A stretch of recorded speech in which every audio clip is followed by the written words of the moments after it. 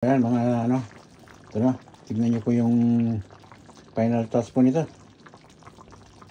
Ito na po ito. Ayan, tignan nyo po. Ayan po. May kasamang talong po ito ha. Ayan po, tignan nyo. Kari na medyo masabaw, pero masarap po ito. Promise. Tignan nyo po. Maglalagablog po. Ayan po. Sarap-sarap po ito. Kasamang aubergine tsaka ano po ito. Bilpi pa yan po. Tignan nyo po. Malalaki hiwa po nito. Ayan. Tignan nyo po.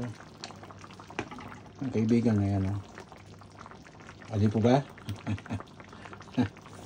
Ano po? Paano yan? Ihanda nyo yung rice nyo po at kakain na po tayo.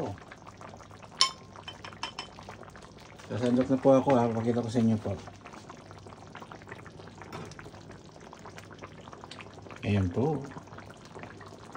Gusto ko pag kumakain ako may gulay po. Hindi puro ano, may gulay-gulay. Kahit anong halo nyo naman sa kalan na to, okay lang po. Kahit patatas, may carrots. Minsan naglalagay ako. Depende kung anong gusto nyo ilagay. Nakita ko siya sa kasama ko to may talong. Hinahalo pala na sa kare. Mag-strike anywhere naman itong talong na ito, kaya okay lang po. Yan po, sarap po nito, kabayan. Pagdagan natin sa bawah. Yan.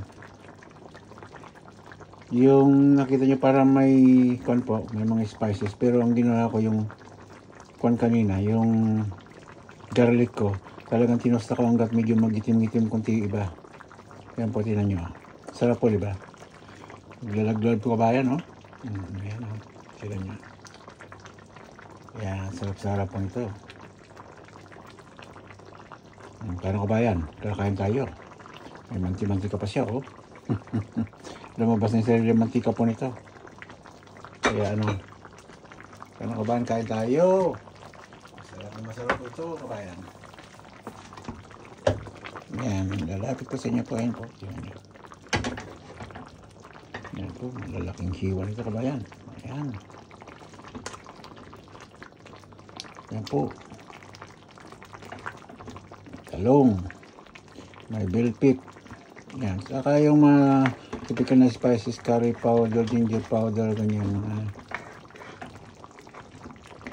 Salt, pepper, garlic, ginger, ganyan, onions. Yan ang ano, curry powder pala. Naghalo ko at saka turmeric powder naglagay din po ako kaya lang di masyadong makulay.